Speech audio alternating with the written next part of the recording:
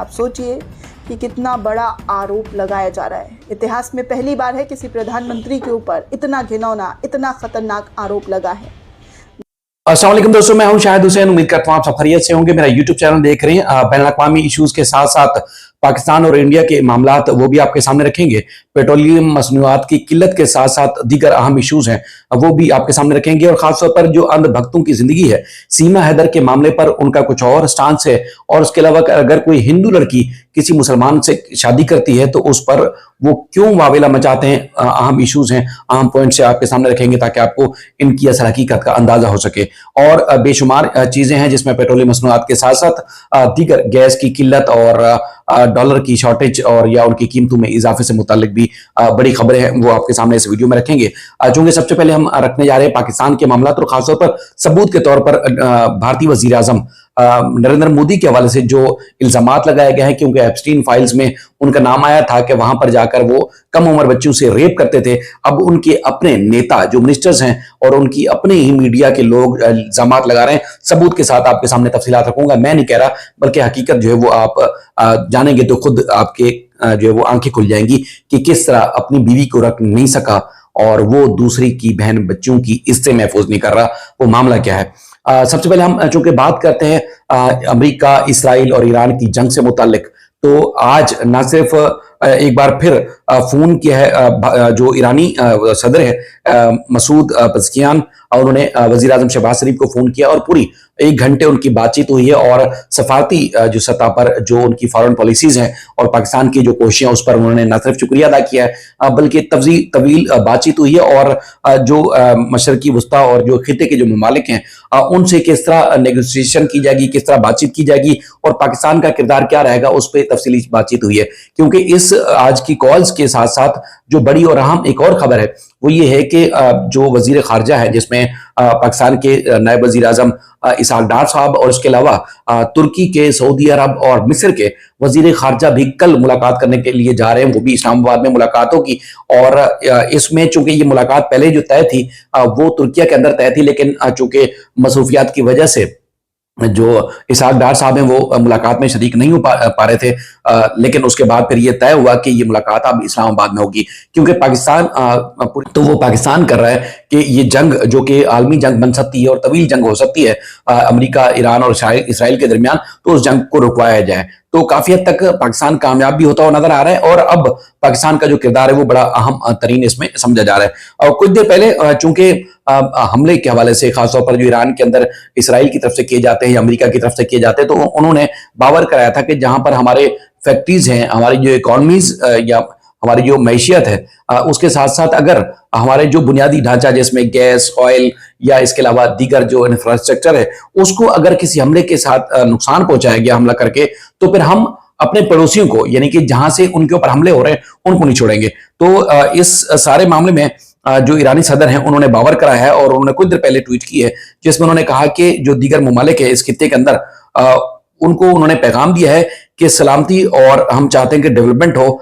और आप भी चाहते हैं, तो जो हमारे दुश्मन हैं उनको अपनी सरजमीन से जंग ना करने दे।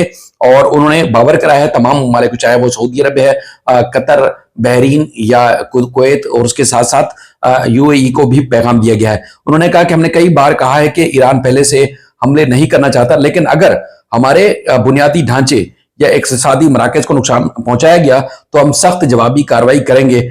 और खित्ते के ममालिक के लिए अगर आप तरक्की और सलामती चाहते हैं तो हमारे दुश्मनों को अपनी सरजमीन ना दे, ये उन्होंने बावर कराया है। और जिस तरह मैंने आपको गुफ्तगू के हवाले से बताया, तकरीबन 1 घंटे से ज्यादा टाइम की उनकी बातचीत हुई है। और बातचीत जो है वो बड़ी इंपॉर्टेंट इसलिए भी थी कि उसमें चूंकि इस जंग के माहौल में अगर कोई ईरान किसी के ऊपर भरोसा कर रहा है तो वो पाकिस्तान है, और पाकिस्तानी गवर्नमेंट भी उनको अच्छे तरीके से रिस्पांस कर रही है। और रिस्पांस करने के बाद जो है वो ये भी देखने में आया कि वज़ीर आज़म शहबाज शरीफ ने, क्योंकि इस वक्त तक जो इतलात है 1900 से जायद जो ईरानी है अवाम, जिसमें उनके लीडरान और अहम शख्सियात भी शामिल हैं, वो शहीद हो चुके हैं इसराइली और अमरीकी हमलों के बाद। तो उसकी मजम्मत की है बाकायदा तौर पर, क्योंकि किसी और मुल्क को कंडेम करने की भी जरूरत नहीं है, ताकत नहीं है।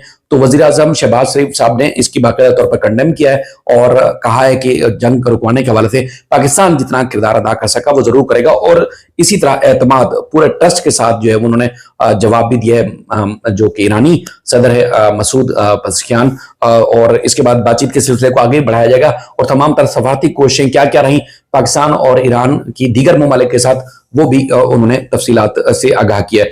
दूसरा, चूंकि स्टेट ऑफ हॉर्मुज से वहां से जो जहाज आ रहे हैं दीगर किसी भी मुल्क के नहीं आ रहे, दो मजीद जिनको इजाजत मिल गई है, तो अगले 2 दिन में वो पाकिस्तान पहुंच जाएंगे।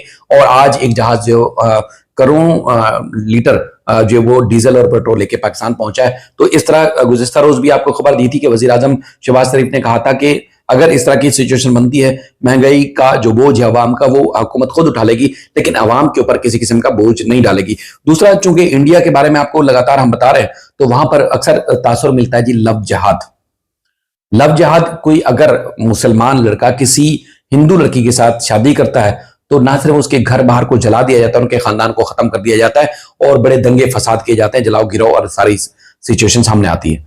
और अगर मुसलमान लड़की किसी हिंदू के साथ शादी कर ले तो उस पर इनकी जबान नहीं खुलती। इसी तरह की एक पाकिस्तानी खातून सीमा हैदर का बार बार आपको बताते रहते हैं, वो जब भारत के अंदर है और वहां पर उसकी शादी को ना सिर्फ हुकूमती सतह पर बल्कि उनकी एजेंसीज और मीडिया और तमाम तकरीबन लोग चंद के अलावा वो लगातार उसको सपोर्ट कर रहे हैं। तो ये इनका दोगलापन नहीं तो और क्या है। अगर कोई मुसलमान शादी करे हिंदू लड़की से तो वो लव जिहाद, और उसके बाद फिर उनके घर को जला दिया जाता है, और यहाँ डंके की चोट पर धड़ल्ले से दोगलापन का मुजाहरा किया जा रहा है, उस पर जो है वो सब खुश भी हो रहे हैं। बल्कि मोहन मलिक साहब और दीगर जो केसेस के हवाले से सोशल मीडिया पे जो आवाज उठाने वाले लोग हैं उनको भी तनकीद का निशाना बनाया जाता है। तो ये इनकी आप देखें कि किस तरह अंदर से बोस और गलीज और बेईमान और झूठे मकार लोग हैं। अगर दुनिया में कोई हैं तो वो ये लोग हैं जो इस तरह के काम कर रहे हैं। दूसरा, कुछ दिन पहले जो वीडियोस में आप तकरीबन देख रहे होंगे, मैं कोशिश करता हूं कि इन चीजों से मुझे जो है वो चूंकि यूट्यूब की गाइडलाइन जो पॉलिसी गाइडलाइन है उसके खिलाफ है, लेकिन मैं कोशिश करता हूं कि ना करूं, लेकिन मजबूरन ये आपको दिखानी पड़ती है। कुछ दिन पहले ईद का इज्तिमा हुआ और जिस तरह दुनिया भर में मुसलमानों ने ईद को सेलिब्रेट किया, ईद नमाज पढ़ी, लाखों की तादाद में इज्तिमा गाह में यानी कि मुख्तलिफ जगहों पर ईद नमाज अदा की गई, तो पुरसकून माहौल में। इसी तरह इंडिया में भी इसी तरह हमने देखे जो इज्तिमा थे, बहुत ही जबरदस्त किस्म के इज्तिमा थे। लोगों ने बाजमात और मिलजुल के ना सिर्फ ईद को सेलिब्रेट किया बल्कि ईद नमाज पढ़ी और बड़ी खुशी और चर्चे थे, बहुत खुश हो रहे थे लोग। लेकिन किसी को भी नुकसान नहीं पहुंचाया। इतनी बड़ी तादाद में लोगों का मजमा जब जमा होता है तो यकीनन ये खौफ होता है कि वो कहीं कोई जलाओ गिराव ना हो जाए, इवन के कोई किसी को पत्थर लाठी कोई चीज पड़ जाए। 1 रुपए का नुकसान नहीं करते, बल्कि एक अच्छे सलीके से इंडिया के अंदर भी आपने देखा कि लोगों ने नमाज ईद पढ़ी। और ये जो स्टेट है बंगाल, वहां पर ममता बनर्जी की हुकूमत है, यानी कि वो बीजेपी से उनका मुझे पता चला कि ताल्लुक नहीं है। तो उसके बावजूद वहां पर जो बंगाली हिंदू हैं उन्होंने ना सिर्फ मुसलमानों की दुकानों को और उनके घरों को, उनकी इमलाक को नुकसान पहुंचाया है, बल्कि जलाओ घिराओ के साथ साथ तबाही फेर दी उन्होंने। और जिस तरह माजी में हम कहते रहते थे कि ये कहते हैं ना आतंकवादी, टेररिस्ट, और ये जो हम सुबह से देख रहे हैं जो वीडियोस सामने आ रही हैं, जो आप देख रहे हैं तकरीबन, तो ये वो वीडियोस हैं जिनको खुली छूट थी, जिसमें आरएसएस, बीजेपी, बजरंग दल और दीगर 2 इंतहा पसंद हिंदू हैं, उन्होंने डंडे उठाए हुए, तलवारें उठाई हुई हैं, पथराव कर रहे हैं, और जहां जहां उनको कोई ठेला नजर आया, कोई भी मुसलमान की कोई इमलाक नजर आई, उसको धड़ल्ले से जो है वो जला रहे हैं, पथराव कर रहे हैं, उसको नुकसान पहुंचा रहे हैं, तोड़ फोड़ कर रहे हैं। इवन के आई लव मोहम्मद जहां लिखा हुआ था उस झंडे को भी उस उतार के फेंक के अपना जो इनका भगवा झंडा है वो लगा दिया। धर्म अपनी जगह पर, मैंने पहले भी आपसे कई दफा मिसाल दी कि कोई भी मुसलमान किसी धर्म को बुरा कहता नहीं, तो इनको किसी दूसरे धर्म से क्यों तकलीफ होती, आज तक किसी को भी ये बात समझ नहीं आई। कुछ वहां पर जो गिरफ्तारियां हुई और कुछ लोगों को पकड़ा गया तो पता चला कि इनका ताल्लुक आरएसएस से, और बड़े मायानाज वहां पर जो है वो बंगाल के अंदर समझे जाते हैं।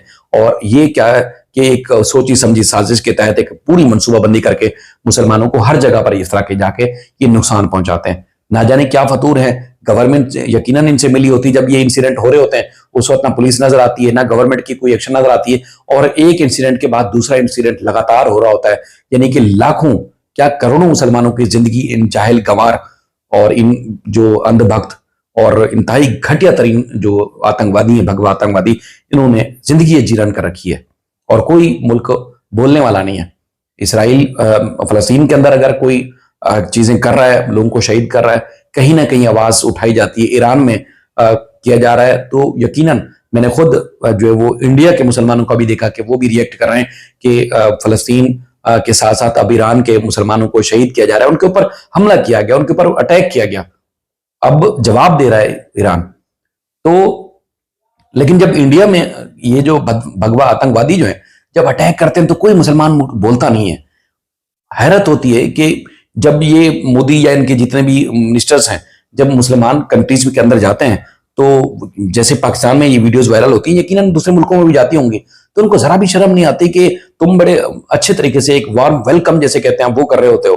तो ये घटिया लोग इनको ये बता नहीं सकते कि तुम्हारे देश के अंदर मुसलमानों के साथ क्या हो रहा है। तो वीडियो वही वाली बात है कि लंबी हो जाती है, बातें बहुत कुछ करने वाली हैं। दूसरा ये है कि चूंकि ये आप वीडियो देखें जिसमें मैंने पहले भी जिक्र किया कि एप्स्टाइन फाइल के अंदर नाम आया मोदी का कि वहां पर माइनर कम उम्र बच्चियों के साथ जिस तरह दीगर पूरी दुनिया से लीडरशिप के जो नाम आए कि वहां पर वो जाके ऐशी करते थे, छोटी बच्चियों से रेप करते थे, इसी तरह अब नाम आ रहे हैं कि अपनी भारत में जिनको बाकायदा तौर पर उन्होंने एमपीएस बनवाया और उनको भी मोदी रेप करता है, जिनसे अपनी बीवियां नहीं संभाली जाती लेकिन दूसरी लोगों के साथ रेप करता है। ये वीडियो देखें और हम इस वीडियो को चूंकि एंड भी कर रहे हैं और उम्मीद करते हैं कि ये शायद कॉपीराइट या कोई इस तरह का वायलेशन वाली बात नहीं होगी, क्योंकि सबूत के तौर पर मैं आपके सामने रख रहा हूं। अपना बेहद ख्याल रखिएगा। अल्लाह हाफिज। की बातें मोदी की बायोग्राफी लिखने वाली महिला के जरिए कही जा रही है। दोस्तों, आप सोचिए कि कितना बड़ा आरोप लगाया जा रहा है। इतिहास में पहली बार है किसी प्रधानमंत्री के ऊपर इतना घिनौना, इतना खतरनाक आरोप लगा है, जहां पर कहा जा रहा है कि एक यौन शोषण शख्स को प्रधानमंत्री बना दिया गया है, प्रधानमंत्री की उपाधि दे दी गई है। ये बातें जी हाँ इस महिला के जरिए कही गई है। आगे आप खुद देख सकते हैं, एक यूज़र है तरुण गौतम, उन्होंने सुब्रमण्यम स्वामी के ट्वीट को रिट्वीट किया है और सुब्रमण्यम स्वामी एक पॉडकास्ट में बैठे हुए क्या कह रहे हैं दोस्तों, वो बताना भी मुझे मतलब शर्म भरी चीज़ें हैं कि जो बीजेपी के सबसे करीबी हैं, सबसे खासम खास में से एक थे, वो आज प्रधानमंत्री नरेंद्र मोदी को लेकर ऐसी बातें कर रहे हैं, ऐसे घिनौने आरोप लगा रहे हैं। दरअसल सुब्रमण्यम स्वामी ने फिर बड़े आरोप लगाए और गंदे आरोप लगाए हैं। वो कह रहे हैं कि मैं 3-4 ऐसी महिलाओं के नाम बता सकता हूँ जो सांसद बनी हैं, जिन्हें मोदी के साथ, मैं उन शब्दों का इस्तेमाल नहीं कर सकती दोस्तों, उनमें से तो एक मंत्री भी बन गई है और उन्होंने ये बात एप्स्टीन फाइल में शामिल भारतीयों के नाम पर जवाब देते हुए कहा है। क्या सुन सकते हैं सुब्रमण्यम स्वामी ने क्या कहा है? मैं 3-4 नाम महिला के दे सकते हैं जो एमपी बने हैं, वो जाकर सोना पड़ा उनको, उनके साथ, मोदी के साथ एक मिनिस्टर बने हैं सोकर। मैं उन शब्दों का इस्तेमाल नहीं कर सकती हूँ, माफ़ कीजिएगा दोस्तों, क्योंकि जितने बड़े आरोप लगे हैं उसको सुनकर मेरा भी दिमाग चकरा गया है कि एक शख्स जिसको महान बनाने के लिए क्या कुछ कहा गया, कितने एडवर्टाइजमेंट, कितने पैसे खर्च किए गए, लेकिन उस महान शख्स के बारे में एक ऐसी महिला कह रही है जो ना कि कांग्रेसी है और ना ही विपक्ष की कोई नेता है, बल्कि बीजेपी से जुड़ी हुई, बीजेपी के एकदम क्लोज, वो इस तरीके की बातें कर रही हैं। मोदी की बायोग्राफी लिखने वाली महिला वो ऐसी चीज़ें कह रही हैं।